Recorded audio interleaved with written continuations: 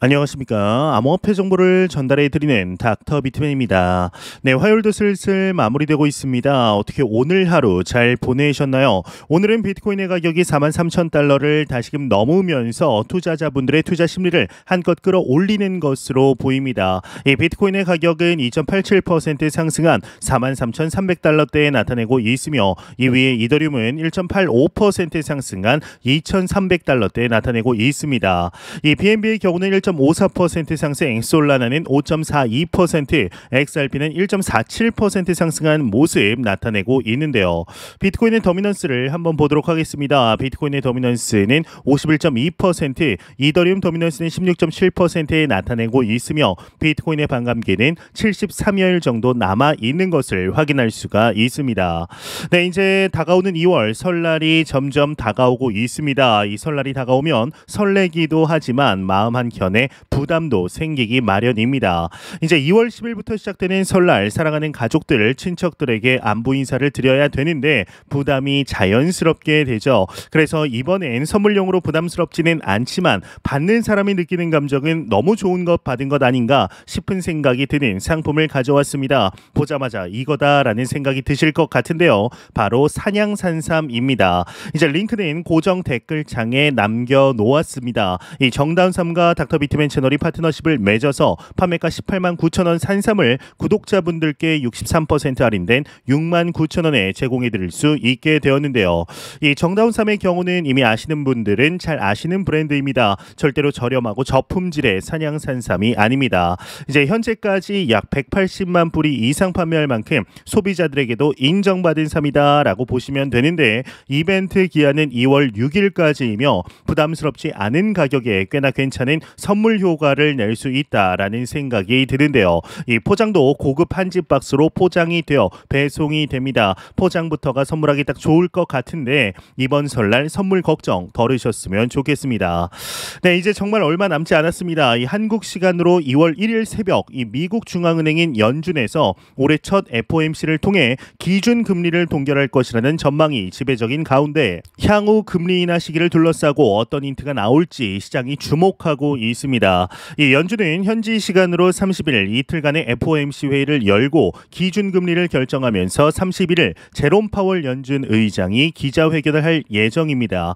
이 현재까지 제롬 파월의 경우는 매파 즉 긴축 선호적 동결을 입장을 유지하던 인물이었는데요. 이 연준은 지난달 FOMC 정례 회의 후에 점도표를 통해서 내년 0.75%포인트 금리 인하 가능성을 시사한 상태이죠. 이 최근 발표된 지난달 근원 개인 소비 지출 즉 PCE 상승률이 2.9%를 기록하면서 2021년 3월 2.3% 이후 2년 9개월 만에 2%대로 내려간 것은 이 금리 인하 기대를 키우는 요인으로 작용하게 되었습니다.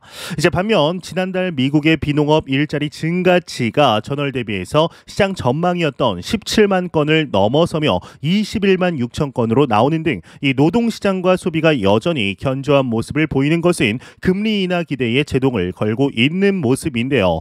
이 시카고 상품 거래소이죠 CME 패드워치에 따르면 금리 선물 시장에서는 이번 FOMC에서 기준 금리 상단이 5.50%로 동결될 가능성을 97.9%로 보고 있습니다. 반면 3월 동결 전망은 한 달 전만 해도 11.5%에 불과했지만 지금은 52.4%로 늘어났죠. 인하와 동결 전망이 비슷한 수준인 것인데요. 이제 5월 금리 상단 전망은 5.25%가 51.2%로 과반이며 5.0%로 5.0%가 이제 37.2%로 뒤를 잇고 있습니다. 현 수준으로 동결 전망은 10.8%에 이제 불과한 상태인데, 또 로이터 통신이 이코노미스트들을 대상으로 실시한 설문조사에서는 이 6월 금리 인하 가능성이 가장 높게 나왔는데요. 이 블룸버그 이코노믹스의 스튜어트 폴 등은 이 연준이 향후 몇 달간 금리 인하로 나아갈 무대가 마련됐다라면서 연준이 연착륙을 시도하고 있는 만큼 3월 기준금리 인하를 시작할 것으로 본다라고 말하기도 하였습니다. 연준이 지난달 FOMC를 통해 기존 긴축 기조에서 돌아섰다라는 평가가 나오고 있는 가운데 이번에는 비둘기파적 즉 금리 인하의 목소리를 더 강화할 수도 있다라는 기대도 있는 상태인데요. 이 모건 스탠리의 미국 금리 전략 부문장의 경우는 연준이 이번 FOMC 회의 이후 완화적 성향에 대한 발언을 늘릴 수 있다라면서 이 유일한 문제는 얼마나 신속히 금리 인하를 시작하고 얼마나 빨리 통화 완화를 할지라고 보게 됩니다. 이제 한국 시간으로 2월 1일 새벽 이제 이틀밖에 남지 않은 상황 속에 많은 견해들이 이제 갈리는 상황 속 이 비트코인 현물 시장을 억눌렀었던 그레이스케일 비트코인 트러스트 즉 GBTC의 매물 압박이 점차 감소하면서 상승으로 돌아선 가운데 이 전문가들은 본격 랠리가 임박했다라는 주장들이 계속해서 나오고 있습니다. 이 그레이스케일의 GBTC 이체 상황을 추적하는 아캄 인텔리전스의 최근 데이터에 따르면 지난 27일 암호화폐 거래소 코인베이스 프라임에 예치한 비트코인은 1만 1,800여 개를 예치했으며 29일에는 8,670개를 예치, 매도 압력이 현저하게 감소하고 있는 것으로 파악이 되었는데 이제 지금까지 그레이스케일은 12만 3,604개의 비트코인을 거래소로 전송을 하였으며 가격으로는 대략 50억 달러, 하나 무려 6조 6,540억 원이 조금 넘는 수준으로 밝혀지게 됩니다.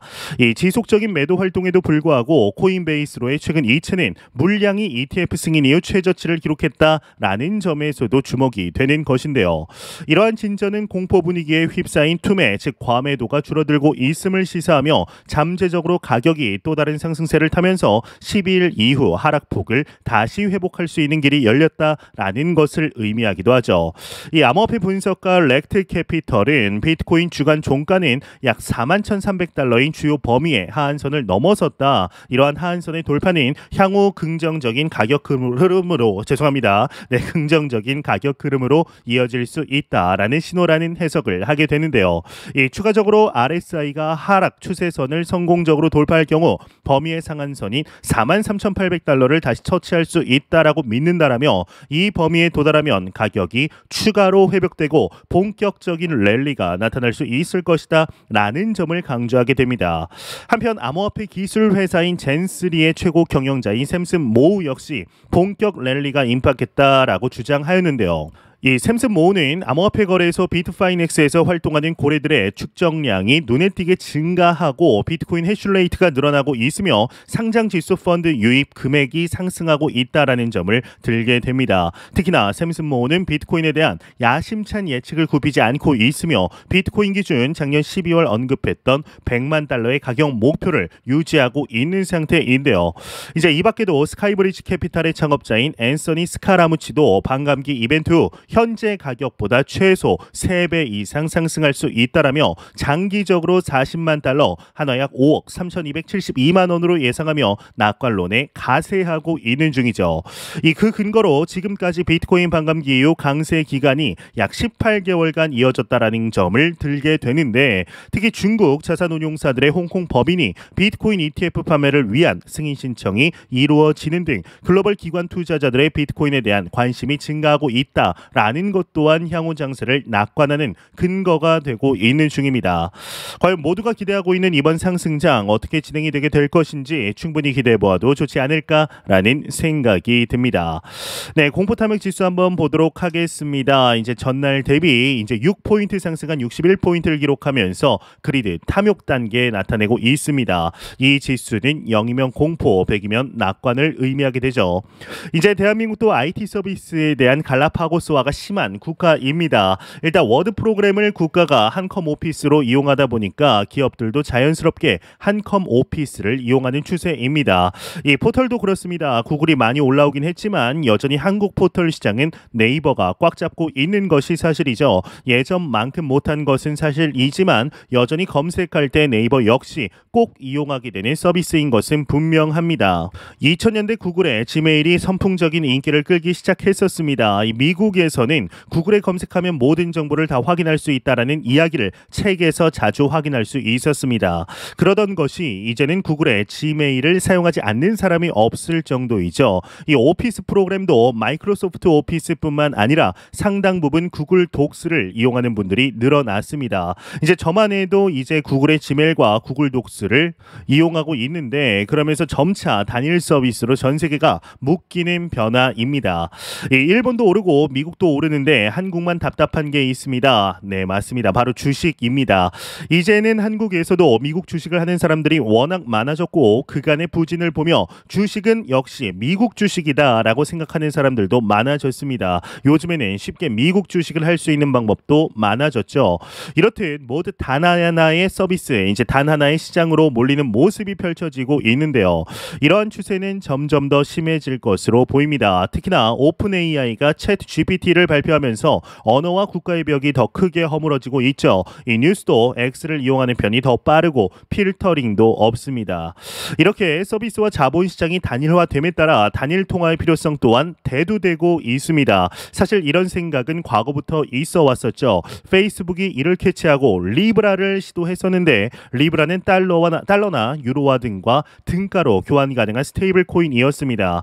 하지만 이 문제에는 민주당과 공화당 모두 반대의 목소리를 냈었습니다. 2019년 7월 민주당 하원 의원들이 프로젝트 중단을 요청하는 서한을 공식적으로 보내는가 하면 당시 대통령이었던 도널드 트럼프도 달러를 위협하는 화폐를 만들려면 대통령에 당선되라 라는 식의 말을 하기도 했었습니다. 이후 미 연방거래위원회 CFTC의 경우는 미 페이스북에 50억 달러의 벌금을 물리는 방안을 승인합니다. 이 마크 저커버그는 이 사건을 통해 화폐에 대해서는 얘기를 꺼내지도 않게 됐습니다. 그리고 2024년 1월 10일 비트코인 현물 ETF가 승인이 됐죠. 이 모두가 달러의 한계를 뛰어넘는 전 세계 공용화폐를 원하지만 그것이 누군가에게 이익이 되어서는 안 된다라고 생각하고 있습니다. 거기에 걸맞는 화폐는 사실상 비트코인 유일합니다. 이게 누가 만들었는지도 모르고 누군지 안다 해도 그가 죽었을 것이라고 예상하기 때문이죠. 현재 비트코인은 화폐보다 투자 자산이라는 인식이 큽니다. 금보다 시가총액이 커질 거라는 기대감은 기관의 유입으로 더 커지고 있습니다. 이런 흐름 속에 비트코인의 화폐 기능은 등한시하는 분위기인데요. 하지만 오히려 좋습니다. 비트코인이 금 수준의 시총을 가지게 되면 사람들의 인식도 변하게 될 겁니다. 그 사이 비트코인 레이어 2 서비스들이 더 발전할 것이고 그렇게 되면 금 이상의 가치를 가지는 비트코인을 자유롭게 화폐로 이용하는 상황이 이미 와 있을 겁니다. 지금껏 비트코인 같은 자산이자 화폐는 없었다라고 감히 단언할 수 있을 것 같은데요.